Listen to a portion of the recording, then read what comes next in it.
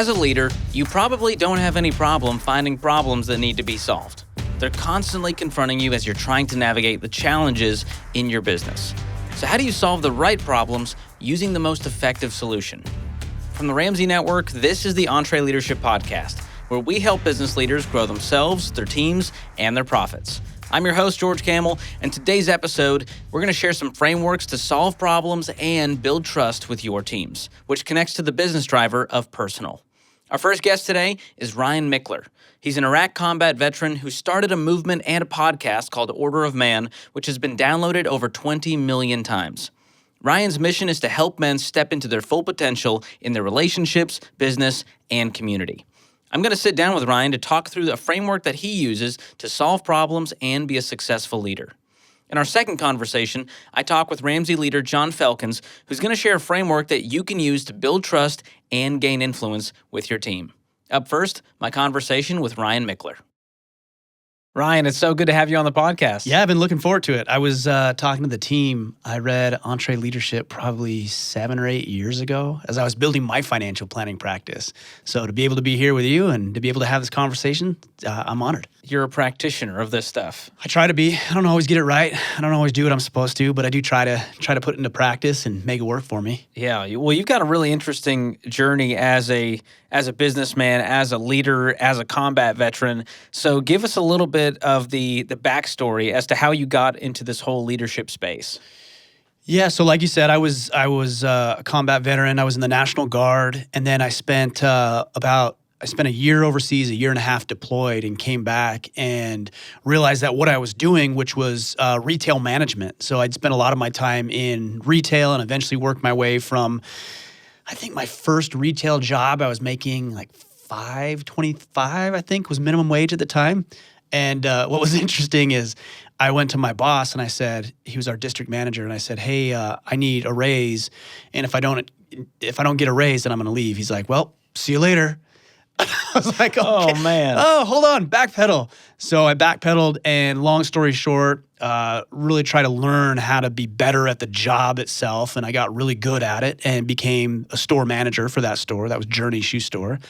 And then Buckle, a clothing store, in the other end of the mall, recruited me, and so I bounced around from store to store. And part of what I did is I would go around to different stores, and I would help those stores that were struggling until I opened my own store. So I went into California with my new bride. We were married for 6 months, moved down to California, opened our own store there, and learned a lot about leadership and how to manage people and how to motivate and inspire and all that kind of stuff. And then I got the phone call that my National Guard unit was being deployed. Wow. So went and did that and realized I didn't want to get back into retail, but I was able to take a lot of those principles to new ventures, including my podcast and things like we're doing now. Wow. So you got back home and you went, all right, the retail thing was fun, but there's something else for me. Yeah, I mean, like you said, the retail stuff was great. I love working with other people. I love the conversations. I actually really enjoy the sales process too, of somebody coming into the store, not knowing you, not knowing what they want, and then walking away with a product they're happy about. So there's a lot of great stuff about that, but I didn't like the nights. I didn't like the weekends. I didn't like traveling around because my wife and I were newly married, and I'm just getting to know her again after being gone for a year and a half. So I ended up taking all of my financial licensing stuff to Iraq with me and studying in my downtime. And so I came back and got into a financial planning career. Very cool. Yeah. Man. Interesting stuff. So you also have this piece of your journey where there was an absence of leadership. How did that kind of shape who you are today and how you see the world? Well, I mean, everywhere you turn, there's an absence of leadership, and it's glaringly obvious if you spend any amount of time looking for it. But I think what most people do, and this is what I've learned anyways, is that they spend a lot of time hoping that somebody else will lead them. Right? They'll see a problem or they'll recognize that something's not right. And whether they vocalize it or not is different. But what a lot of the times they'll say is, well, that's not my problem, or that's not my responsibility, or they don't pay me enough to deal with that. And so they recognize problems, but they don't do anything about it. And so I saw this in the military. I saw it in my retail career. And I saw it in financial planning as well. And what I realized is that while everybody's sitting around waiting for somebody else to do something, all it takes to lead is say, well, I can do that. And so I started doing it. If I saw a problem, whether it was clothes on the ground in retail management or even in my financial planning career, I realized that a lot of guys were struggling with, and these were financial advisors, struggling with the marketing component. They were very mathematical, very analytical. They could sit down and do all the spreadsheets and all that stuff, but they couldn't get new clients. So I had a podcast for the financial planning stuff. And then I started Order of Man. And then another problem we recognized is that a lot of men are wondering how to now turn around and teach their sons how to deal with the same things they've been dealing with. So my son and I, my oldest son, he's 13, just started another podcast called Man in the Making. So Oh, that's cool. it's pretty cool. It's That's pretty awesome. cool. But it just takes some initiative to be able to see these things and then have a willingness to do something about it. Yeah. Yeah. Well, I want to dive into some of this leadership content because a lot of leaders would say they have no problem finding problems, right? That can be easy. They're all around us.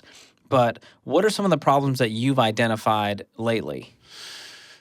Well, like I said earlier, there's a lot of guys out there who are struggling with being able to communicate these principles and concepts that we teach to their children. So that's been a huge problem. And it's very easy to say, well, I wish something was out there. I wish something was available. But the other problem, and this is more of a personal problem, but this presents opportunities for leadership, is that I see my son, who's 13 years old, growing into a young man, and there's conversations that we need to have, that I want to have, discussions that haven't been broached, and discussions that will need to be had over the next 5 years until he eventually goes out on his own. And because that's a problem for me, I imagine that it's a problem for other guys as well. And so as I've talked with this about other men, yeah, they've had the same issues. How do I talk about this stuff? And what do I say? And how do I teach my kid responsibility? And that's why we ended up starting that other podcast, because we want to be able to propose these solutions for people. Yeah. It's easy to forget that leadership isn't just a thing you do in business. It's how you live your life as a father, a husband, a friend. And there's a lot of leaders listening right now who probably have, resolutions in all areas of life, things they want to approach this year. Yeah. But they have a lot of problems they need to solve and a lot of things to juggle. So I want to walk through this framework that you've developed to help kind of figure out what the problems are, find the right solutions, and move forward. Sure. Yeah. Yeah. I mean, it is important that we have these frameworks that we work in, because it might just be, well, number one, you're probably going to miss a lot of opportunities if you don't know what to look for. And then number two, you won't have a method for solving those problems. And then number three, you won't actually know if what you implemented is working. So I work best in frameworks. And yeah, we can explore and talk about all these little side conversations and things, but for the most part, like keeping it within a framework is really helpful for me. So I imagine it's the same for other people. To have that filter, that your brain can go, all right, I can burn less brain calories and walk through this process that can help me get to the result I need. Yeah, because I think a lot of people seem to believe that action is prudent. So they'll run around, scurry around, do everything, try to fix everything themselves and think, well, I was busy, I must have been productive. No, you were just busy, but did you actually move the needle? I don't know. Well, we need to know that, right? And so that's what frameworks help us do. So the first part is that what you want to get into? The first part? Let's do it. Yeah, I mean, the first is just to look to identify problems. Some of those are going to be low-hanging fruit. And what I would suggest that you do is just start writing these things down. And you don't have to be in a leadership position to do this. Okay, so if you recognize and acknowledge that there's problems in your home or problems in your work environment, just start documenting those things. One trap I'd say is don't list them all and then give them to your boss or your man, and say, here's all the problems that I've identified. That's not going to serve you well. This is for you.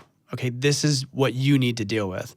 There might be one or two problems in there that you acknowledge that, hey, if we fix this, this will make everything else better. And I've noticed that there's some problems that will just wipe out a lot of other issues that are taking place. And if you're going to present this problem, you better have a solution to it as well. If you're going to go to an employer or a boss or a team leader, to be able to have a solution to this as well, at least something to propose. Because what I see is when somebody comes to with a problem, whether it's my kids or somebody at work, great. You just signed on to fix that problem. And if you already have a plan in place, I think your leaders are going to see that and be excited that you're around, because that's what they're looking for as well. Yeah, that's a different conversation and a different posture to take when you say, hey, I've noticed all these problems. I've got some ideas on how we could solve it. I'd love your help. Every leader is happy to hear that. Well, and here's the thing. Solving problems, or at least acknowledging they exist, sometimes has a tendency of making life harder for people, right? Because a lot of the times, even in organizations, they take those problems and everybody knows they exist. Like, everybody knows. You're not hiding them, but people sweep them under the rug a little bit, and hopefully they'll just go away and dissipate. Eventually they don't. The rug gets taller and taller. So there's a reason that hasn't been addressed yet. And the reason might be something that you're not aware of, so don't fall into that trap. Or it might just be because the solution hasn't been proposed, or they don't have the resources, whether it's the financial capital or even the manpower to be able to deal with it. So your job when you're solving problems is not to make life harder on everybody else who already knows the problem exists. It's to make it easier. And if you can grease that groove, you're going to be looked at as a leader. Yeah. So as you look around, you're finding all these problems, which most leaders don't have a hard time with. How do you know which ones are worth solving? Because some of them may, not my monkey, not my circus. Do I have to decide what we're going to do for the team lunch and what kind of paper thickness we need for the printer?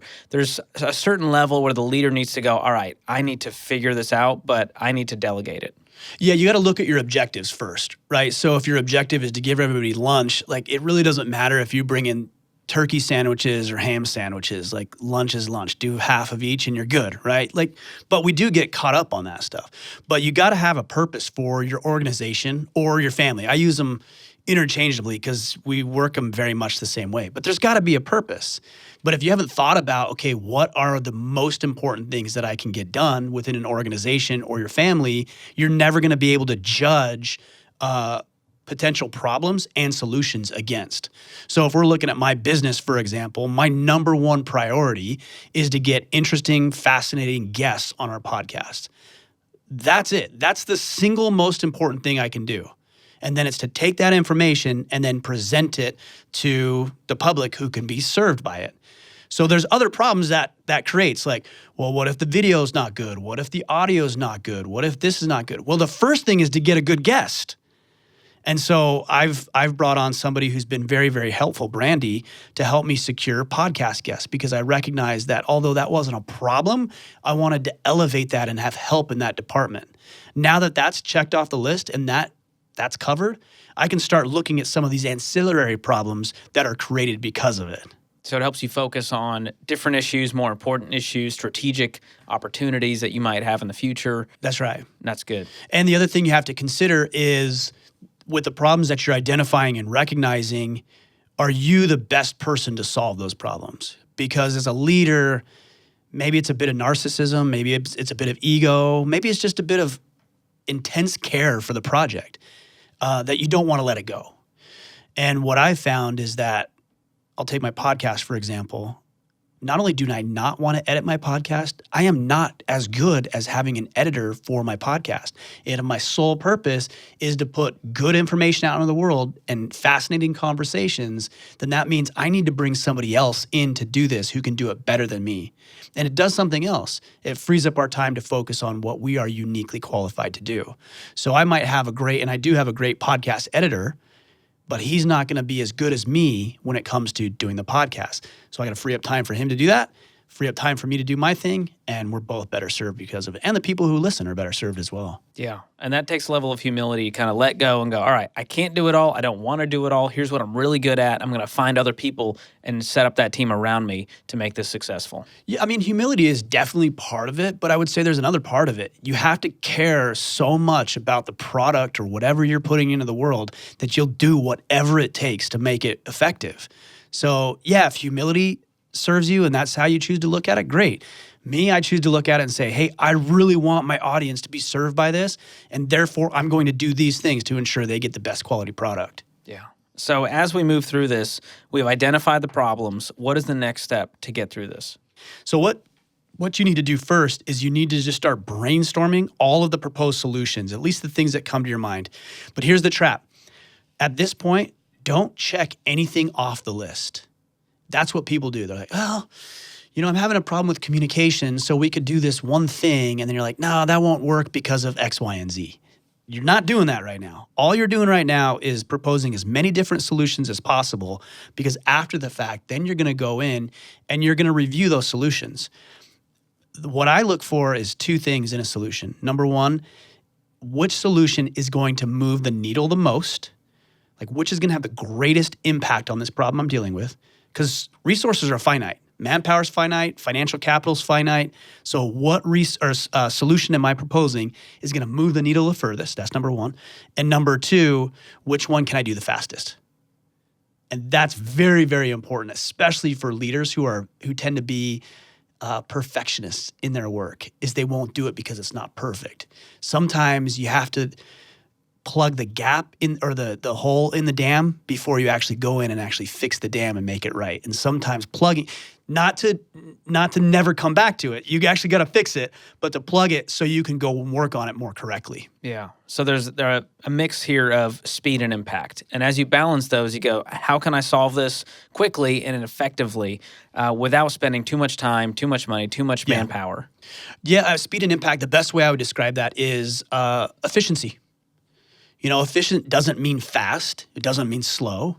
It doesn't mean you spent a bunch of money or you spent no money at all. It's that the ratio, or however you choose to look at it, is exactly right. We spent the right amount of money and got the best possible result we could. Yeah. So what is the right perspective to have as you approach these problems? You have some solutions here. How do you make sure you're thinking through the solution with the ramifications in mind? How does this affect the team? How does this affect our customers? Yeah. So are you asking from a position of leadership, or somebody who's striving to assert themselves to become more of a leader? I think it's that person in leadership who is in charge of fixing the problem, right, whether or not they're going to do it or not. Yeah. So how do they address that when there's some things on the line here? There's money, time, sure, customer perception, how the team feels about it. There can be a lot going on there. Yeah, I think the best thing you can do is look for feedback from people who are involved. So you have to go up and you have to go down. And when I say go up, maybe it's more lateral, maybe it's sideways. But like, if you don't have mentorship, if you don't have people in your life who are successful in the areas that you want to be successful, then you're really, really missing an opportunity. Because you might present a solution to a problem that you see, or at least have a solution, and you can go to a mentor, somebody you admire, somebody you respect, somebody who has credibility, and ask them, here's what I'm thinking about doing. They're going to show you all sorts of blind spots that you just cannot see yourself, because they've been down that path. So don't ever think that just because you might own the business or you're in a position of authority that you shouldn't be looking to people who are more advanced than you, more knowledgeable than you. That's going to go a long way. Yeah. I think of our own operating board here at Ramsey Solutions, where Dave has this incredible team that he's grown of leaders who he can bounce these ideas off of and make the hard decisions and delegate things to, which is so important as you grow and scale your business. But early on, it may just be you, and you might need to find that mentor who's been there, who's done that, who can guide you through that process. Yeah, I mean, mentorship is huge. A lot of times guys get stuck, though, and gals, people get stuck because they don't know what value they have to offer others, like a potential mentor. Well, one way is you can just hire a mentor. That's a way you can add value to their life. You pay them. Another way is there's going to be people in your sphere of influence. Maybe it's somebody at church or a neighbor or a relative, even if it's a distant relative. And the best way you can add value to that person's life is give them an opportunity to serve. Because people who are so far down the track, they've got it all, right? They've got the money, they've got the resources, they've got the business, things are humming. It feels good to help other people. And typically, those who have built amounts of wealth and success in their life do it because they add value. So just as you want to add value to them, they would like to add value to other people. And so if you do have a mentor, and here's one of the traps I would say avoid, is don't ghost them after the fact. If I come to you and I say, hey, what do you think about this? What should I do? And you give me proposed solutions and I implement them and then never tell you about it, that's not valuable. I need to come to you and say, hey, I implemented what you proposed. I tweaked a few things, but I implemented it, and here's what worked and here's what didn't, and I'm going to keep doing it. I just want to tell you I really, really appreciate you. Following up with mentors is the value that you add to them, because they feel good that it's working and that you're actually doing it. Because nobody wants to waste their breath. Like, nobody wants to share a bunch of insight that could potentially change your life and then you not do anything with it. So, but also we talked about going down too, right? So and I'm not talking about worth. I just want to make sure I clarify that. But you have to talk with your team because they're the ones who are going to be impacted by the decisions you're making. So if you have a proposed solution and it doesn't work because one of the departments says, well, actually, we can't do that, then that's going to be a problem. So what I suggest doing is getting your key people in and then doing a red team session and let people just poke holes at your idea. Not to be mean-spirited, not to blow it out of the water, but to really with the intent of finding a way around that. So that is a trap a lot of people fall into is they're like, oh, we'll red team this, we'll look at this idea, and then they walk away completely deflated because everybody just picked apart their idea. Yeah, right. That can be hard. And as a leader, it can be a little scary to be that vulnerable. And the team feels like, can I really be honest with Ryan right now? Because he just brought this idea in that he's excited about, this problem that he wants to solve. I don't want to deflate that. How do you avoid that? You as a leader have to detach yourself from the response. Like if you're going to ask for feedback and you're going to ask for input, I would establish some ground rules first and foremost. One of the ground rules is, hey, we're not here to blow this up for the sake of blowing it up. We're here to see if this will work, and if it won't, to manipulate it and tweak, adjust this solution so it will work. That's the attitude. So you have the ground rules, and then you have to detach yourself from the response. Because if you came up with the idea, you're emotionally attached to that. And if somebody says, that's a dumb idea or that won't work because of X, Y, and Z, people tend to take that emotionally. You can't. You have to detach. Again, it's all about what the objective is. If the objective is to grow the movement, grow the business, grow the mission, then we got to figure out the best path forward. But there's this one other little important factor, and that is your response is going to really dictate whether or not this is going to work and whether or not they're going to help you in the future. If you say, I talk about this in the context of your wife, or a husband, and you really want your spouse to communicate more effectively with you about money, let's say. And so she comes to you and says, hey, I spent a little more than I should, and I haven't been really keeping a good budget, but I wanted to keep you on the same page so we can make sure that we do this together. And you completely lose your mind. Like she's never going to share any of that information with you again. So detach from the emotion and the feeling of it. Ask yourself, does it align with the mission, the purpose of what we're doing? And then be mature. Like have enough emotional intelligence to realize that you can't blow up when they give you the feedback that you asked for. You're only undermining yourself. Yeah, that's a great analogy too. We've all been there. Of course. Yes. So we've identified some problems. We've brainstormed some solutions. As we step into this, what is the next part of the process? At this point, you got to start executing and implementing. So there's a couple of different frameworks for this. What I usually look at is I look at the strengths that we have to be able to implement solutions, the weaknesses that are there. Maybe we don't have the right manpower to be able to implement this right now, or maybe the person who does isn't capable of doing that. Maybe their skill set doesn't match what it is we're looking for. But then there's opportunities. So here's an opportunity. We have John over in this other department. He's actually really good at that. Could this be something that he could take on? Is he interested in promoting? Is he interested in additional work? So there's an opportunity to help John fill a problem that you have. And then you have to look at threats as well. So it's, SWOT analysis, which is an analysis I think that's pretty common. So you look at your threats. We've already done that because we've rev teamed it. What's the problem? What could it go wrong? And then what you can do from there is you can start looking at what resources I need to bring in. So what do I have? Here's the money that we have to go into this. Here's the time. Here's the technological resources we have available. Here's the people and the money that we have available. And so what do we need to do? And start working towards those solutions and then implementing as quickly and efficiently as you can. As part of this process, as you're bringing other people in and you're executing, you talk about making the connections. What do you mean by that? I mean that this goes back to what I said earlier. We as leaders often think that we need to do everything. Right? That we need to solve every problem, that we need to be involved in every little interaction. We don't. In fact, that just becomes a bottleneck and a hindrance to what could be produced. So what I'm saying about making the connections is figuring out A, what needs to be done, and then B, who needs to do it. And it shouldn't be you. Probably in large part, it's not going to be you at all. And I've struggled with this because I care so much about what I put out into the world that I want it to be done just right. And so I subscribe to the mentality, if you want it done right, you have to do it yourself. That isn't true. That's a lie. If you want it done right, the right person has to do it. And the right person is out there. Now, if you don't have that person on your team, that's your fault. Okay, that doesn't mean they don't exist. It means you don't have them on your team and you need to get those people on your team. Or maybe they are and you haven't provided the training and resources they need. That's making the connections. So here's the problem. Here's the elements and the tasks that need to be done.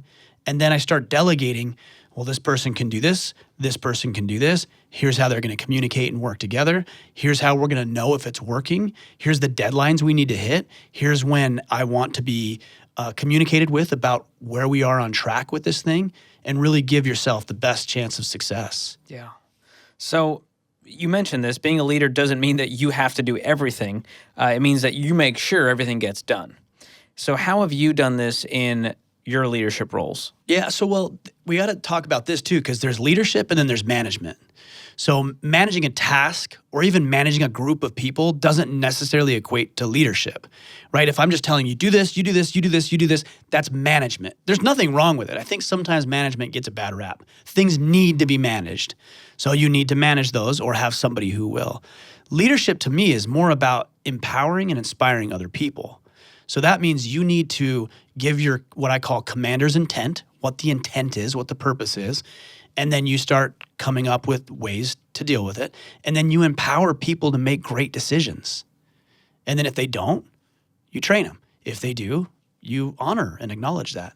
So your question was, how have I done this in my own life? Like, is there a recent example of this where you went, yep, I was there. I felt like I had to do it all. It was riding on my shoulders, but I knew that I wasn't the right person. Yeah. So I recently, it's been a little over a year now, brought on somebody that is responsible for acquiring podcast guests, for guest outreach, for the logistics of my travel and coordinating with these guests, and then also following up with our guests as well.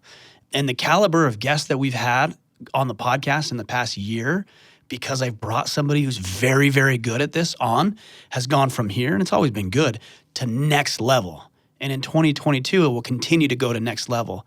The other thing that she's allowed me to do is to free up all of the headache and all of the nightmare about logistics with having podcast guests here or me traveling like I am here in Nashville. She handles all of that so I can focus on putting out the best possible product that I can. That's really hard to do because you need to let it go and you also need to pay that person. And that's something a lot of leaders struggle with. It's like, I got to pay this person. Yes, I wouldn't even consider it paying. You have to invest in other people. If you do that, an investment it will be returned to you if it's a good investment and if you're prudent about the investments that you're making. So yeah, bringing the right people on. I've got, that's been a big push for me over the past couple of years now. I've got my podcast editor. I've got 2 different designers now that are working with us. I've got Brandy, who manages the podcast and the logistics and securing podcast guests and going on other podcasts. I've got an event planner. Like, these are things I used to do myself, and I'm busy. I don't even know how I did it. Well, I actually do. I was decent at all of them, not great at any one of them. And now I'm empowering, by the way, other people to be able to step into these roles so I can do what I want to do and what I'm good at, and they can do what they want to do and what they're good at. Yeah. And I'm sure a lot of the listeners right now are going, yep, I know I need to make that higher because that's not something I'm great at. I don't like doing it. I'm not great at it. Right. And I could pay someone who could do this a lot better, who'd really love it. And that could be a game changer for my business. There's another way that works into the framework that we're talking about when it comes to that example. A lot of the times you might say to yourself, well, I know I need to make this higher. I need to bring on a network manager or an HR person or something. But I can't really bring them on full time right now. Like, that's an issue that I see a lot of people have. There's general contractors. You might be able to find a way to bring people on to solve problems that you have without having to have all of the financial cost and burden that comes with it. Yeah. That's a good reminder. There's a lot of avenues out there, and with technology these days, there's so many more options than there used to be. Right. Yeah, I mean, Take we've advantage got of those. we've got programs that we use. One of the things that we do is we have a digital brotherhood. So we've got about 1,100 guys in there, and we're all connecting digitally on a weekly basis, even daily. We're talking about challenges and assignments that we offer, and we're meeting and we're holding each other accountable. And for a long time, I thought to myself, man, I just really need to build my own platform, because I recognized that some of the other platforms were missing components and things like that. And then what I realized is I just didn't find the right tool. Like, I could go out and spend tens of thousands, if not hundreds of thousands of dollars on building my own technology and building my own app, or I can do it with that program, spend a little time. In fact, I didn't even do it. See, this is going to sound weird. I try not to do anything. Okay, I got to make sure everything gets done, but I try not to do anything. And I know it sounds weird, but it's so much more efficient. Like, all I want to do is podcast, period. So this is what I did when we were looking for the solution.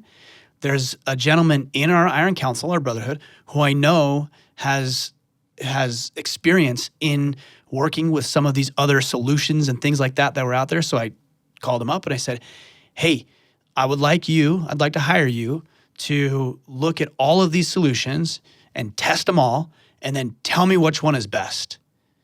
Great. Done. So he did it. We found another platform, and that platform is 98% of the way there. The other 2% is just not worth the cost. That's a decision I've had to make. That's incredible. And you just delegated that and said, hey, I'm not great at this. Someone else can do this faster, better, cheaper than my time spent on this project. That's an important reminder as leaders enter this year and try to approach all their goals. And it wasn't even an employee.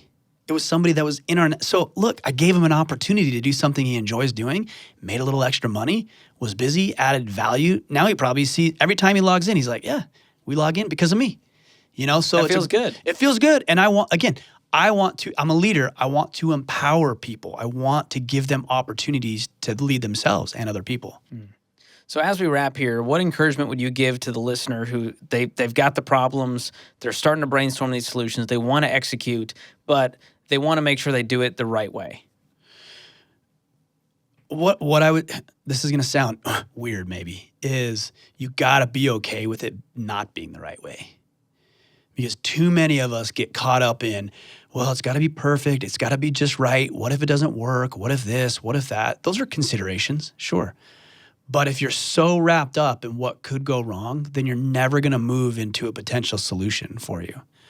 So wrap your head around the idea that what you're doing, whether it's in your business or your personal life, is a series of experimentation. That's it. And there's not too many situations that are going to blow the whole thing up. And that if you mess up here or there, it's okay. It reminds me of the Man in the Arena by Theodore Roosevelt, when he talks about, you're the guy marred by the blood and sweat and dust when everybody else is sitting around hoping that things would just work out perfectly. You're going to get beat up. You're going to get banged up. Things aren't going to work. You're going to spend more money than you need to. And, I wish that we didn't have to mess up. I wish I haven't spent probably over the course of my career hundreds of thousands of dollars in what Dave would call stupid tax, right? My friend calls it tuition payments. It's the same concept, okay? A lot of people are listening to this. They're going to go to school, a 4-year degree, and it's going to cost them $20, $30, $40, $50, $100,000, and they have no problem making that payment. But then when it comes to their business, they're not willing to do that. It's like, why? If you invest $100,000 and it doesn't work out, you're not going to lose $100,000. You're going to have a lot of experience. You're going to have a lot of you probably have whatever resource you purchased with that $100,000 that you can still utilize.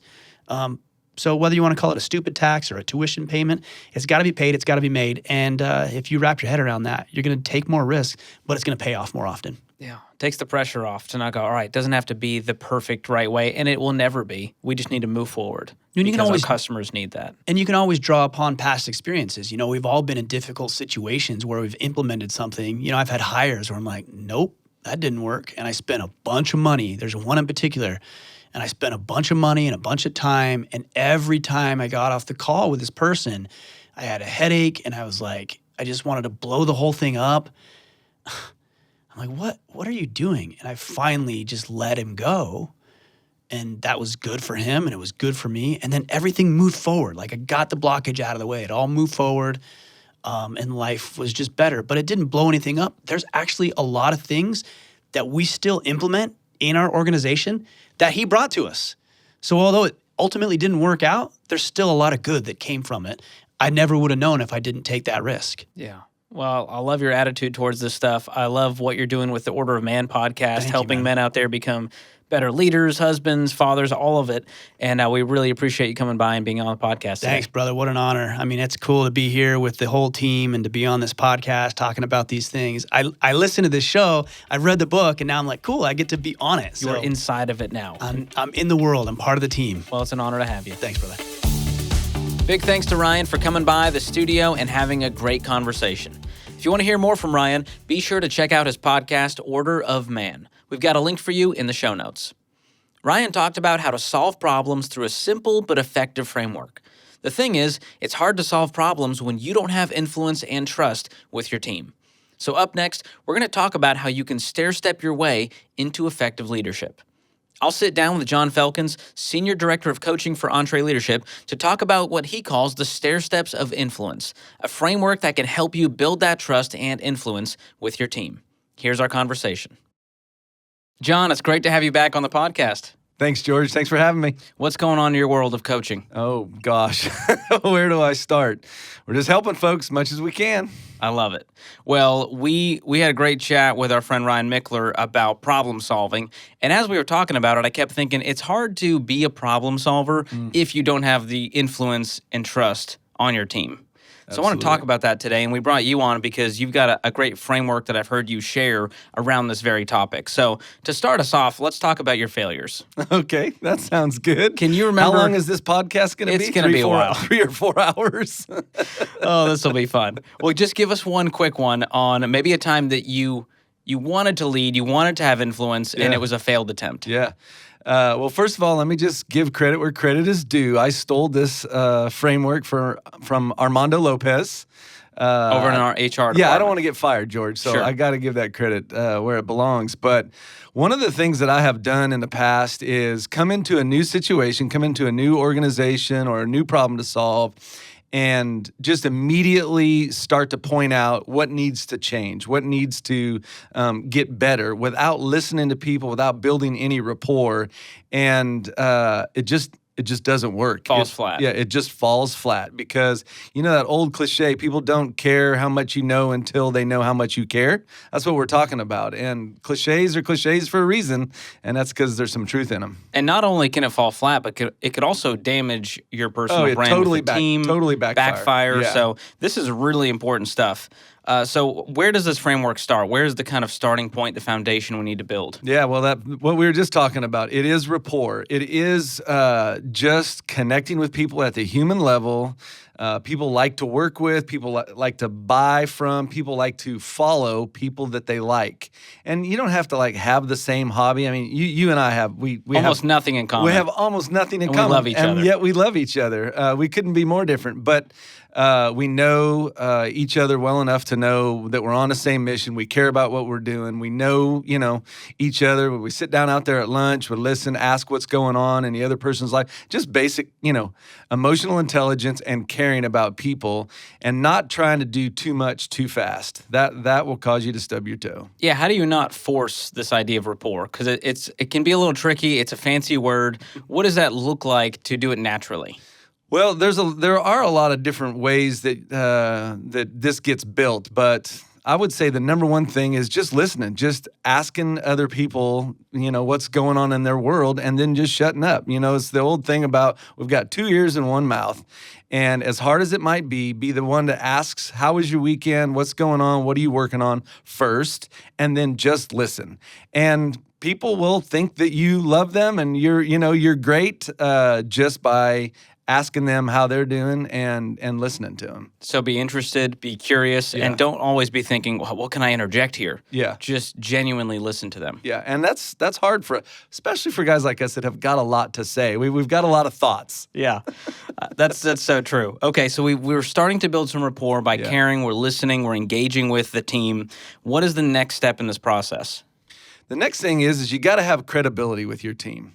And that is as difficult as and as simple as actually doing what you say you're going to do. If you say, hey, we have work-life balance here, and then when somebody comes to you and says, hey, my kid's sick, or, I've got to take my French bulldog to the vet, if you don't give them space to do that, if you don't actually do what you've said you were going to do, then you've got no credibility with them. And so how can they really invest in you or follow you if the audio and the video don't match up? So this really comes down to integrity and consistency. Mm-hmm. Yep, absolutely. That's big. And can I add one more thing? Please. It becomes really, really valuable when it's crunch time. When it's easy, that's one thing. But when it gets difficult, when we get to the end of the month, when we get to the end of the fiscal year, and you've made commitments to the team, but you as the leader start to feel pressure, if you just push that pressure down onto the team and start to violate some of those commitments that you've made to them, you're going to lose credibility.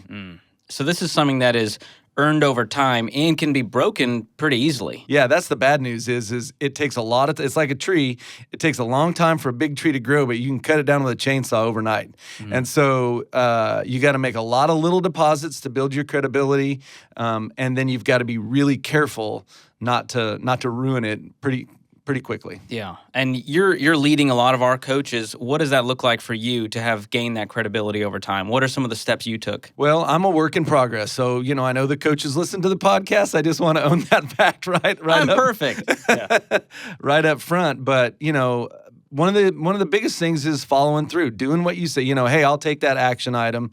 Hey, I'll go advocate for that. I'll go see if that's possible. It's just doing those things. That's, we're still just in step 2 of this process, but it's foundational. You've got to do what you say you're going to do. Yeah. And over time, they kind of have to see you be really, really consistent to where they kind of know exactly how you would think, what you would say in any given situation. And if you're all over the place, they're going to have no clue. Yeah, they're going to have no clue, and then they're going to feel like, any moment the rug could get jerked out from underneath them. They don't know what's going to set you off, and that's just not a safe environment to work in. And so you're absolutely right. You want to be predictable in a sense. Yes, that's right. Yeah. I know it's not exciting in a dating relationship or something to be too boring or routine, but at work it's good to be predictable. Yeah. I mean, it just comes down to stability. Everyone wants That's to right. know where they stand with the leader and how to operate in that environment. You might be one of the few things in their life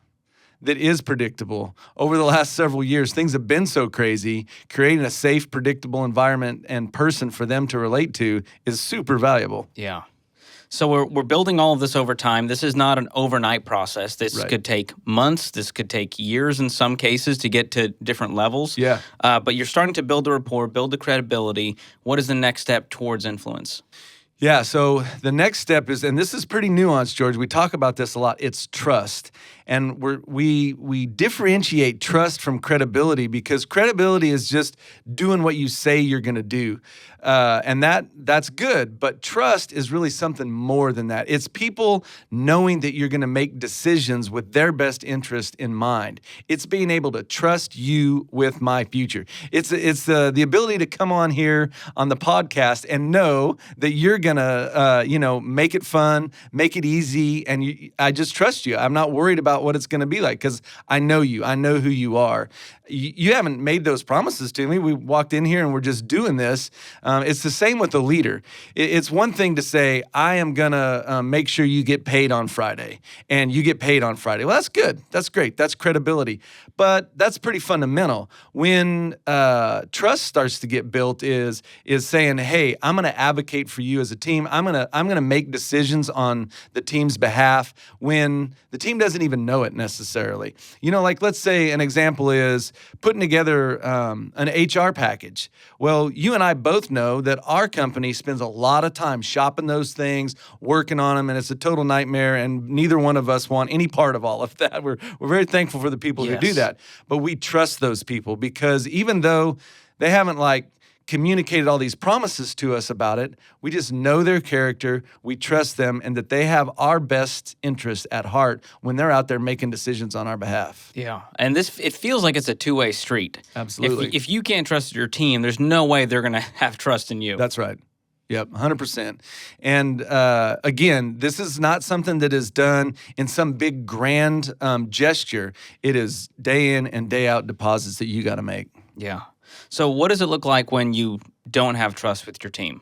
What is the environment if you walked into a room and there was not a lot of trust going on? Yeah, so that I just had a little shiver. That's a bad situation. Have you been there? I've been there. Of course, I've been there, and I've done things that have damaged trust. That's as a leader, that is something that you've got to be on guard for all of the time. But what's it look like? To answer your question, it looks like people defending themselves.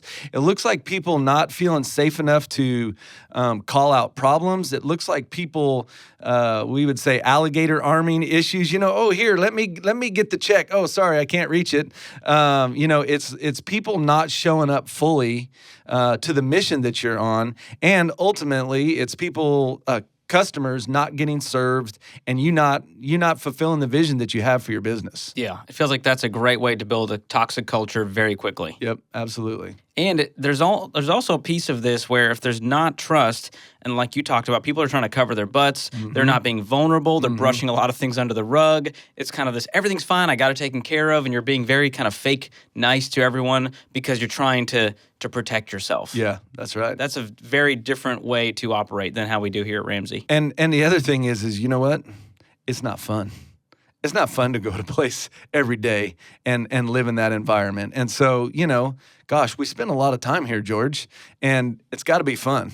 Needs to be fun. You can't walk around with your fists up ready to fight Right. someone at any given moment. Yeah, that'll just wear you out.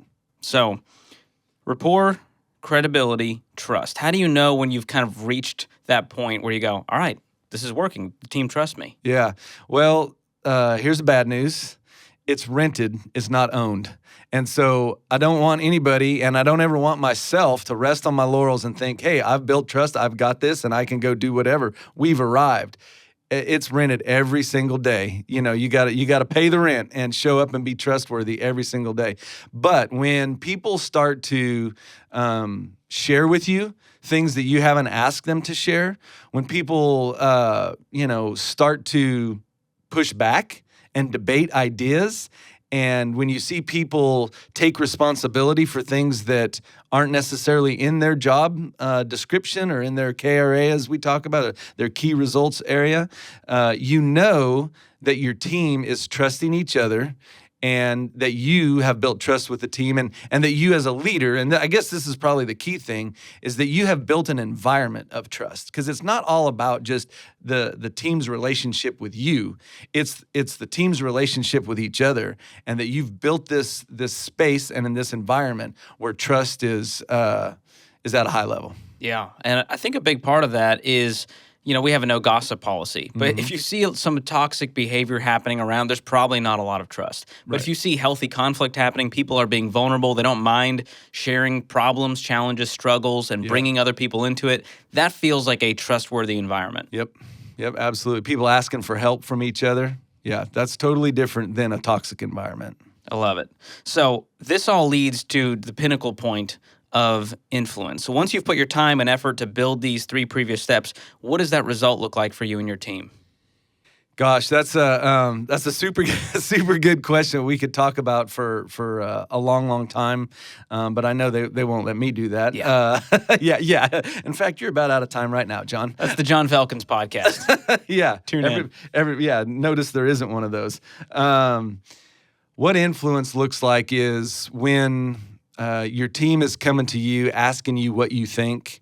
It's the ability for you to show up as a person fully.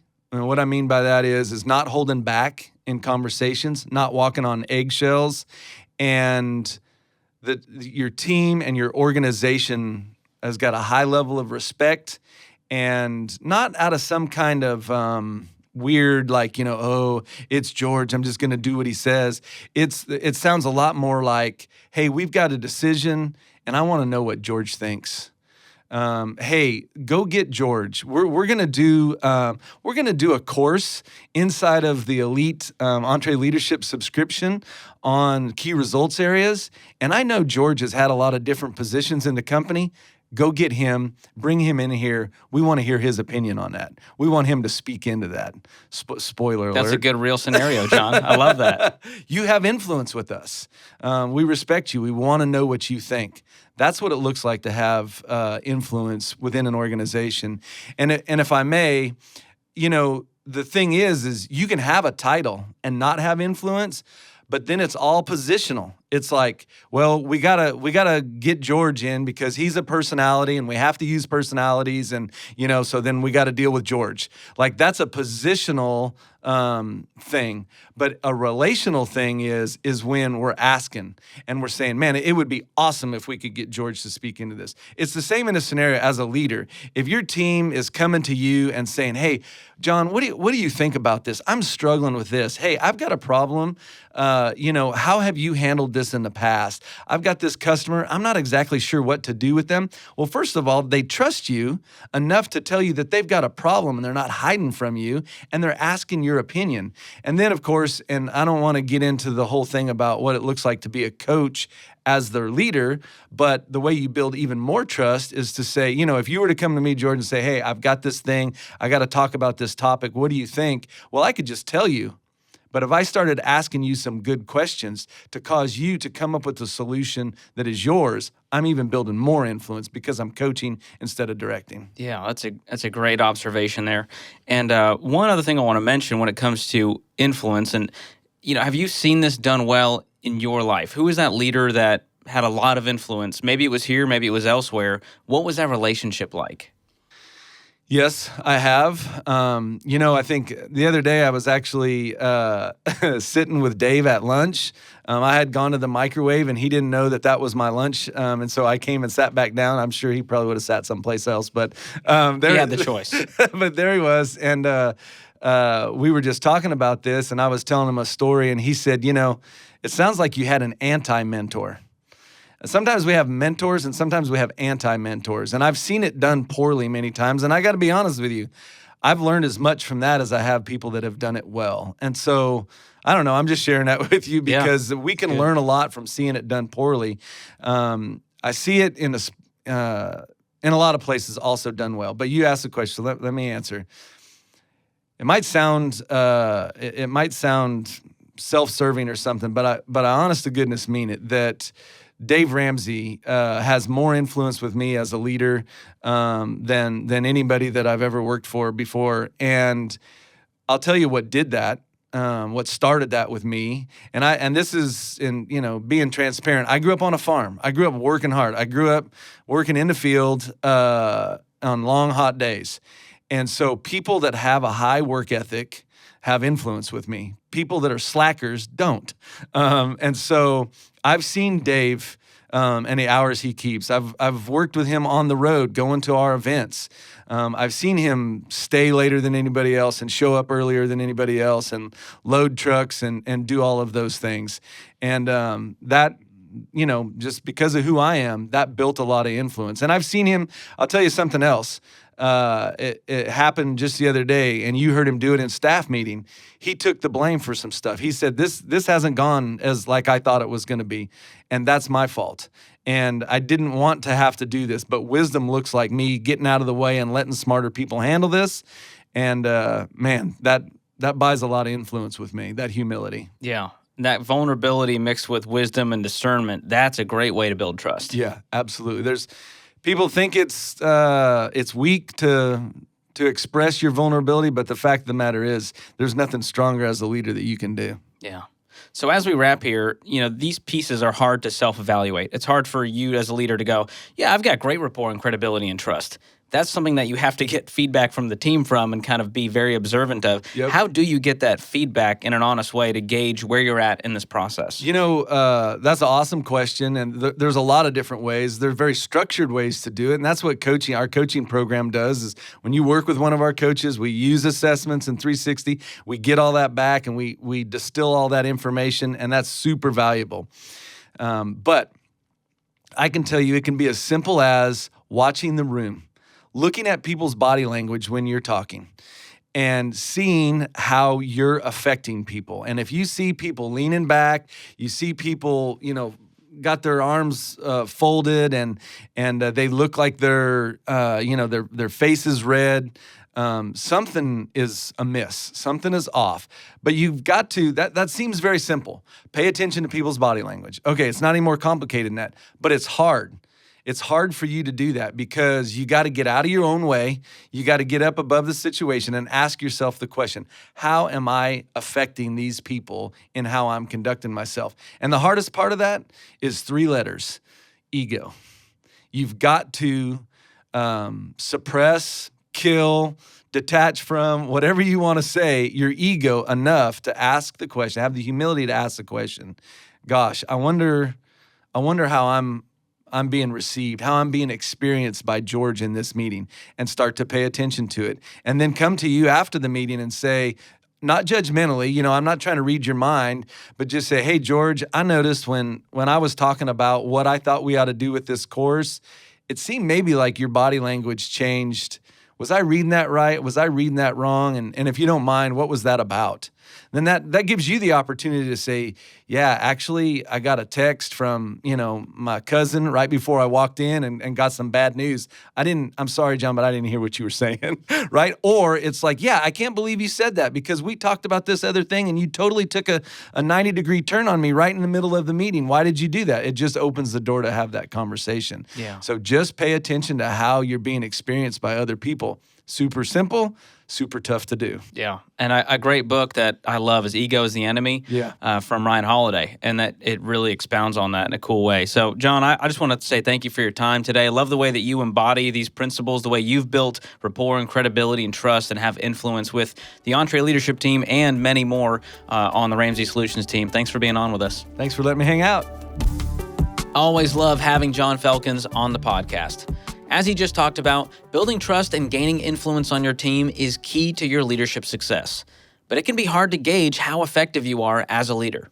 So our team has put together a leadership growth assessment that can help you measure your effectiveness to influence and lead. To take this quick assessment, just click the link in the show notes. Hope you enjoyed today's episode of the show. If you did, leave us a review and subscribe so you don't miss the next one. And we want to hear what you think of the show. What you like, what you don't like, and what we could do better. You can give us your feedback by using the link in the show notes to schedule a call with Tim, our producer. If you want to keep up with us on social media, you can follow us at EntreLeadership. This episode was produced by Tim Hull, edited by Jacob Harrison and Bob Borquez, and mixed and mastered by Will Rudder. I'm your host, George Kamel, and on behalf of the entire EntreLeadership team, thanks for listening. Until next time, keep learning and keep leading.